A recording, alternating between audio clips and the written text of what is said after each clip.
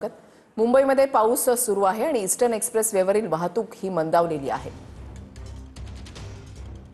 मध्यरात्रीपासून मुसळधार पावसाला सुरुवात झालेली आहे आणि पावसाची संततधारी सकाळपासून सुद्धा सुरू आहे आणि याचा परिणाम वाहतुकीवर सुद्धा झाल्याचं पाहायला मिळतंय। गिरीश गायकवाड आमचे प्रतिनिधी आमच्या सोबत आहेत, अधिक अपडेट्स जाणून घेणार आहोत। गिरीश,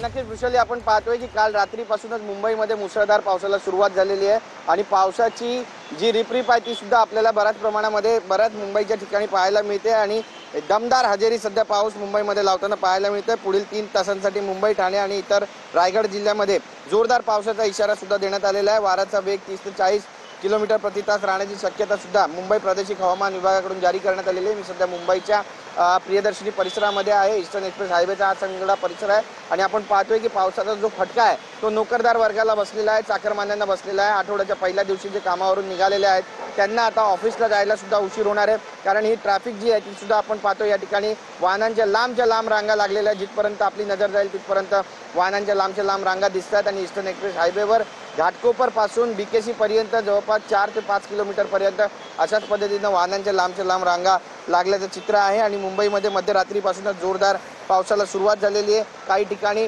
पाणी साचायला सुद्धा सुरुवात झालेली आहे। जो सखल भाग आहे, कुर्ला असू द्या, विक्रोळी असू द्या किंवा गोरेगाव असू द्या, या सगळ्या ठिकाणी आपण पाहतोय की मोठ्या प्रमाणामध्ये पाणी साचायला आता सुरुवात झालेली आहे। त्यासोबतच आपण पाहिलं तर मुंबईचा हिंदमाता परिसर असू द्या किंवा इतर भाग असू द्या त्या ठिकाणी सुद्धा पाणी साचतंय, पण सक्शन पंपद्वारे महानगरपालिका हे पाणी काढण्यामध्ये यशस्वी होताना सुद्धा दिसते। त्यामुळे मुंबईमध्ये पुढचे 3 ते 4 तास हे अत्यंत महत्त्वाचे असणार आहे। चाकरमान्यांचे या पावसामुळे पुरते हाल झालेले आहेत। छत्र्या घेऊन बसस्टॉपवर उभे असलेले लोक सुद्धा आपण या ठिकाणी स्पष्टपणे पाहतोय। मी माझा कॅमेरामॅन योगेश गुरवलाही सांगेल की दाखवावं की कशा पद्धतीनं या पावसानं मुंबईकरांची दाणादाण अक्षरशः उडून दिलेली आहे आणि त्यासोबतच आज रायगड जिल्ह्याला सुद्धा ऑरेंज अलर्ट दिलेला आहे। तर मुंबई आणि उपनगराला हवामान विभागानं येलो अलर्ट जारी केलेला आहे। संभाव्य अलर्ट लक्षात घेता नागरिकांना खबरदारी घ्यावी असं सुद्धा आवाहन जे ते नागरिकांकडून करण्यात येतं। एकंदरीतच गरज असली तरच घराबाहेर पडा असं आवाहन सुद्धा आता महापालिका आणि हवामान विभाग करते। पण मुंबईमध्ये सुरू असलेला पावसाचा जो फटका आहे तो मुंबईकरांना बसायला आता सुरुवात झाली आहे। वृषाली, धन्यवाद गिरीश दिलेल्या सविस्तर माहितीसाठी।